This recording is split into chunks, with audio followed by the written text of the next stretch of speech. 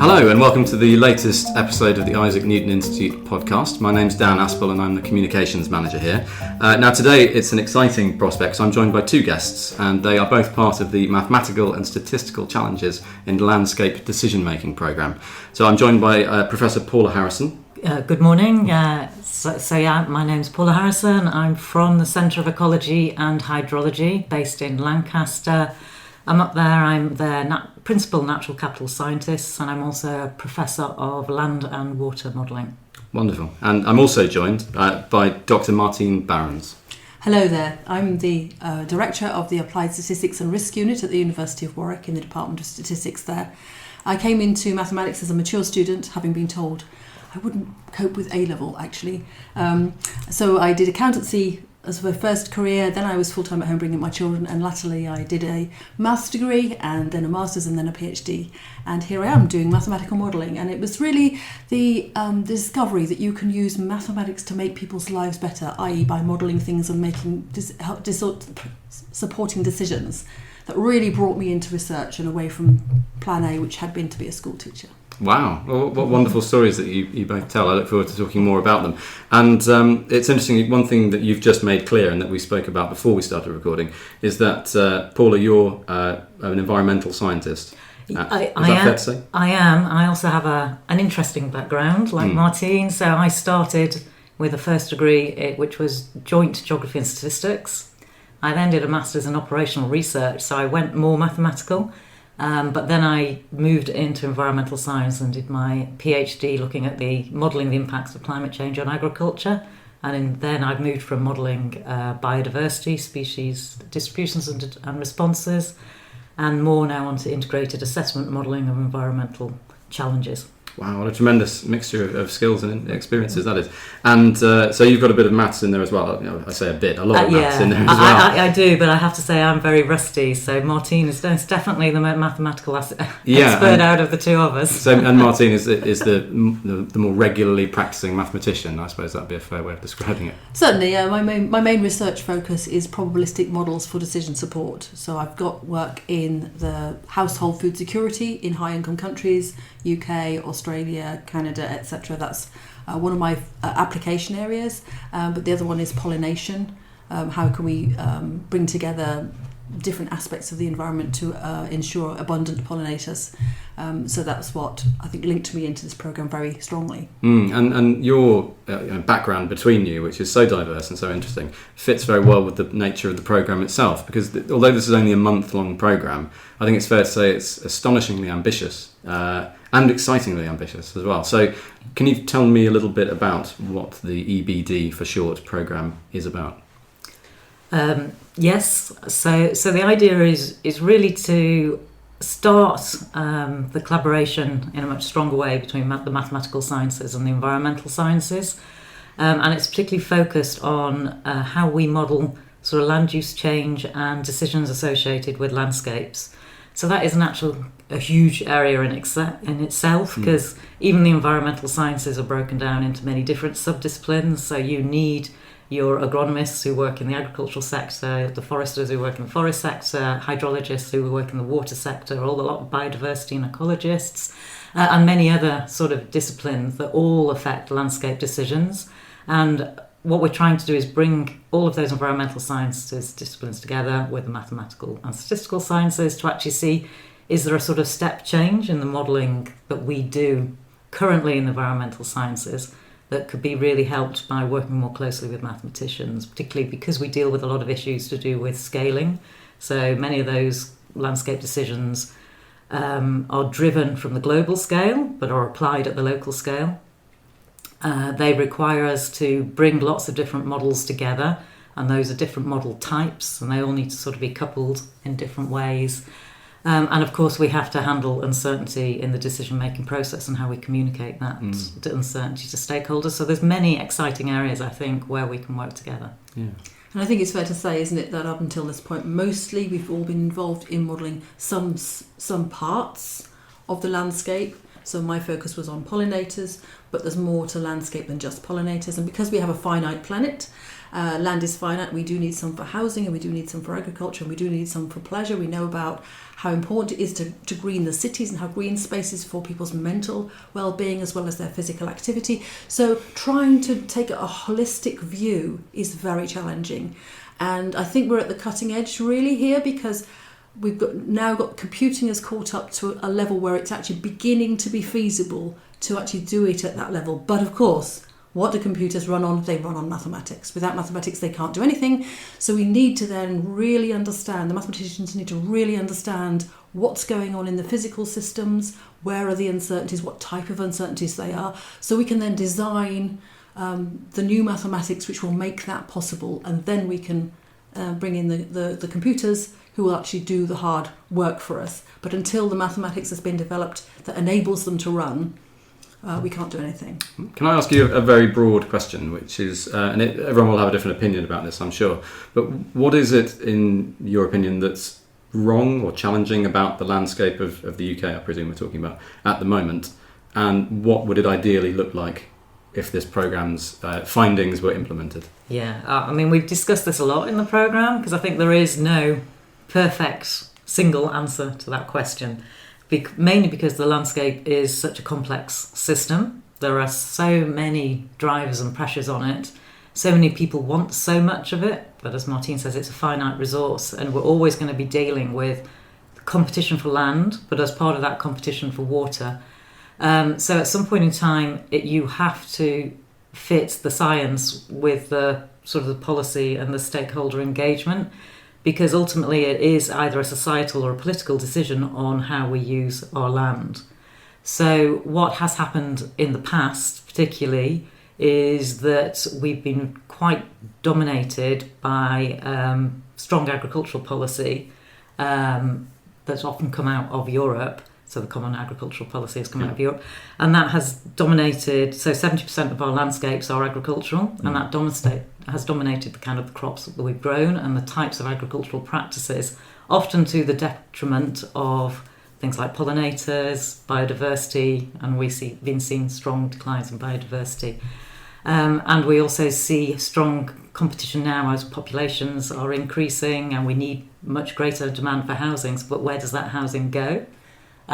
But also we see big challenges due to air pollution, due to climate change, and all of those need the land as part of the solution, as well as actually working out the kind of landscape mosaic we want to actually enjoy with future generations. So I think it is the interesting complex set of challenges and drivers, and I think what we're trying to set up modelling solutions that allow you to explore the decision space rather than to sort of come up with an optimal solution. Yes, and I think basically the question has a philosophical answer, not a mathematical or a landscape one. What do we want for ourselves and our children and our grandchildren? What do we want England to look like? Is really a strongly philosophical, political, societal question.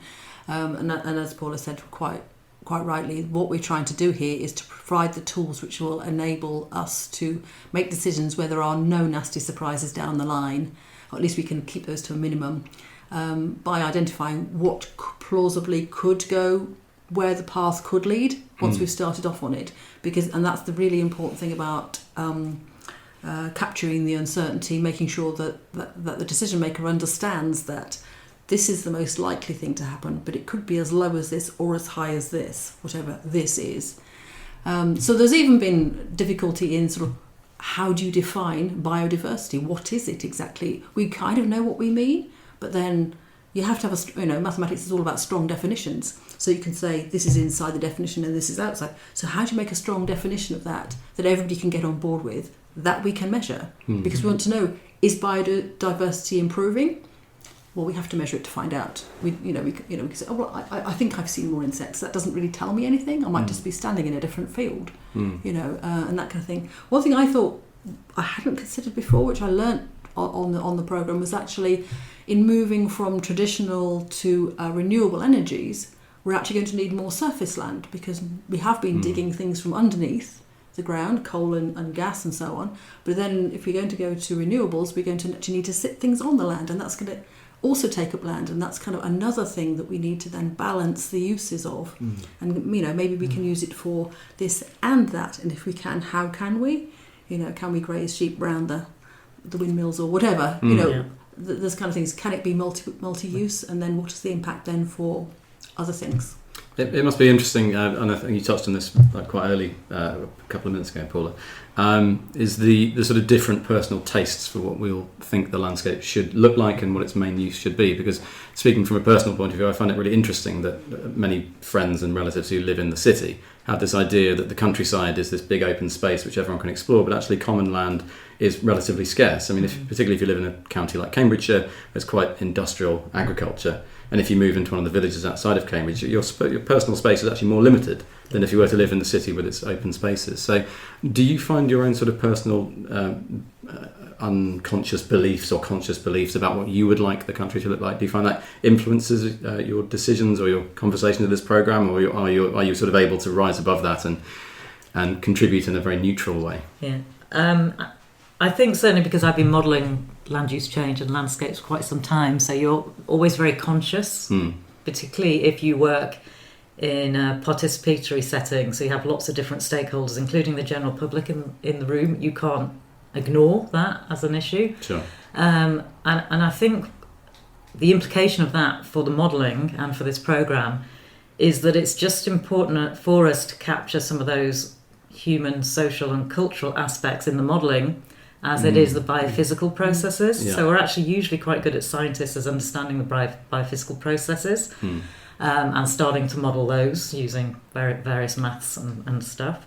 But actually the human processes are much, much harder. But ultimately, even if you advise your models to say to policymakers, okay, if you put in incentive A, B and C, this is what we think will happen according to modelling world. Actually, really, you've got lots of landowners, land managers out there who all have their own beliefs and values and all act in different ways. So there is a lot of research out there that we need to bring in from the social sciences, actually, in understanding those human processes on how policy uptake takes place in landscapes, because otherwise you're only dealing with sort of half of the problem, rather than if you want to implement policy on the ground, you have to understand how the farmers or the land managers will uptake different interventions. And how will you do that from a mathematical point of view? Is it easy to predict the behaviours and the differences of people? Definitely not easy. I mean, so it has been part of our discussions, particularly discussions on agent-based modelling and multi-agent systems and things like that. Some of the issues with that is data availability, to try and get enough data on how you can categorise or cluster those cultural and social aspects of human decision making, and some of the interactions between scales come in as well on the human social side, in that farmers are influenced through many different scale levels, so often national scale institutions, but also global institutions. So I think there's as much complexity in the scaling of the modelling of the human side, and that's without coupling it to the biophysical side, because there's also lots of biophysical constraints that come from the processes that affect the human side. So we have been discussing that. It's a challenge, and I think that's one of the exciting challenges. This is a real complex system that we're trying to get to grips with. And I think it is the bringing together of the human processes with the biophysical processes is the real possible step forward that we can make. Particularly because, as Sir Martine was sort of saying, we're in an era now where computer resources are getting much better, but data is also probably less so maybe on the social data side, and that's something I think we really need to address. But a lot of the environmental data now, there are huge amounts of it, but it's extremely diverse and complex for us to bring together, which is where a programme like this that brings together the environmental sciences and mathematics can really help, I think, push us forwards. And I think going forward we're going to need to engage with the social sciences a lot more strongly than we are currently. I think because the social scientists have a lot of qualitative data which somebody like me wouldn't know what to do with, but then they have their models and then they can help us to make those agent-based models much more realistic. And one of the critiques of them is often that the agents reflect the beliefs and the persuasions, shall we say, of the modeller, because they say, well, agents are likely to do this, which kind of can translate into, I would be likely to do this, or I can imagine my friend doing this. Whether that actually reflects the full range of what is likely to be done, and how many of the different sort of types, if you like, of decision maker, what drives them, what's their incentive. There'll be some people who will always go after wherever the funding is. There'll be some farmers who will farm as their father and grandfather did because they've never known anything different and they don't see any good reason to. There are people in between. We don't know about the, any idea about the land managers who actually run solar farms and who run, who have wind farms and things like this. It's a whole new type of person coming onto the landscape. What are their incentives, their motives, what are their aspirations? So there's a lot to do there, I think. I mean, this programme is focused on, beefing up the mathematics, developing new mathematics that's actually going to realistically tackle something as huge and diverse as this. But having made that first step, we then, I think, definitely need to bring in the social sciences, so the whole of science will be involved. Yeah. And on the subject of people, that is really the focus of any Isaac Newton Institute programme. The entire purpose is to bring together lots of diverse groups and people who will have ideas which will feed each other's research. And I hadn't asked you if you'd worked together before, and so I'll ask you that, as well as are there any other people you've worked with here whose work has sort of opened your eyes or led to any interesting future prospects? I don't think I've worked with anybody here before. I've met Peter, who's one of the leaders, but no, I don't think I've worked with anybody. I haven't met you before, had I? No, I don't think so. The opening workshop, but that was... Well, I guess, exactly. That was it. So there's two projects I've been drawn into while I've been here and not worked with any of those people before. And a nice mixture, and really sort of stretching me in the sense of it's a new application and maybe some mathematics that I haven't used in a while that's going to need further development. So a nice mathematical challenge, new people, lots of ideas certainly from the landscape modelling side that I hadn't appreciated. As I said, I know something about pollinators. I've done some work in that area, but there are all these other things to consider as well. So yeah, really, it's been really very fruitful, I think, very enriching experience as far as my professional mathematical life is concerned. Yeah, I mean, likewise, similar. So yeah, I didn't know Martine, and there's many mathematicians here that I hadn't met before that I've been having some very enjoyable conversations with. There's a few I know, but mainly because we're a national centre at Centre of Ecology and Hydrology, but we're based on the campus of Lancaster University, so we have some joint projects with the Department of Maths and Stats at Lancaster. So I knew a few of their mathematicians who are here, but that was just a small number in the many diverse sort of mathematicians who are here. So yeah, I've learnt a lot, and I think one of the really useful and focusing aspects of this programme is because there's been this maths call out from the Natural Environment Research Council while we've been here. The expressions of interest stage was last Friday, and that's really focused people talking collaboratively, and we've had at least 9 or 10 expression of interest go in that have been discussed during the programme, and I think that's just a real solid outcome from our work together. And I think a lot of them wouldn't have gone in had it not been for the programme. Yeah. So there's the rich collaborations that have been built here, even during such a short programme. And I think, there's a lot of temptation to think in these days of electronics that we can all sit in our offices and have Skype and Zoom meetings and whatnot. But there is something about human beings being in the same room, face to face, in front of a board, sharing ideas, getting annoyed with each other because they don't really understand what the other person's trying to say, working through it, getting there, getting a richer understanding, being able to persevere and speak different languages and yes, develop this shared understanding. And I think you can't really substitute for that. And I think that's a real strength, isn't it? Of bringing people here for an extended period of time where they have got space to talk, things, structures around which really encourage that, physical structures and program structures which really push that program forward. Yeah, I mean, it's a lovely space for building those collaborations. The way it's set out really encourages that. So I think also one thing I will learn when I go back is that I need a chalkboard in my office, because it's not common at all in the environmental sciences to work that way. So it's been a learning experience to learn to just gather and debate and discuss on the hoof. Roughly 130 square metres, I think, in the building here. Everywhere from the lifts to the ladies' toilets. 130 square metres of board. Yeah, that's right. Yeah. I'd have to say it's impressive, the number of them that are around, and the fact that they're all full of various scribblings. Yeah, they tend to stay for as long as a programme's participants want them to, so it could be worked on for weeks or months, potentially. So the programme is only a relatively short one. It's only a month long, and programmes here range up to 6 months long. But equally, everything that happens here is going to form the roots of future collaboration. So if I can ask each of you individually, what do you think would be the sort of most exciting impact from your point of view from this month? What's something that you hope the most would happen? Shall I ask you first, Martine?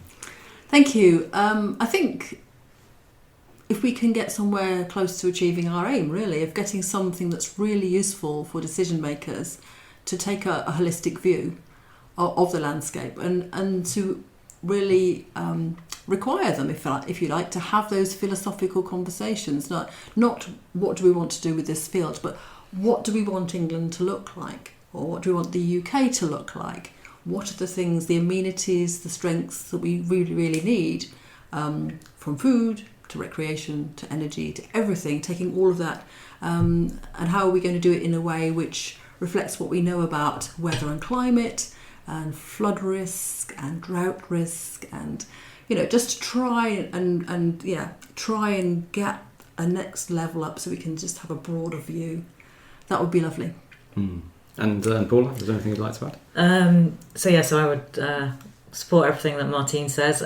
So putting slightly different perspective, in order to achieve that, I would hope coming out of the programme it leads to very long-term collaborations that I've started here, that some of the expressions of interest that went in last Friday get funded to enable that to happen.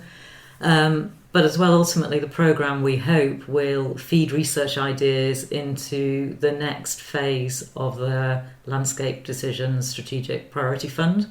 And we hope the closing workshops will help us to sort of pull those together into sort of research roadmaps going forwards, so that the science can keep up and innovate to be able to help decision makers achieve this holistic view of decision making in the landscapes. Well, it's been an absolute pleasure talking to you about this, and it certainly is a very exciting programme. And for someone like myself who's not a mathematician, it's sort of even easier to understand most of the research subjects from there. Not to belittle it in any way, but its impacts are so exciting and so far-reaching. So thank you very much for sharing that with us. Thank you. Paula Harrison and Martine Barons, thank you again, and thank you everyone for listening.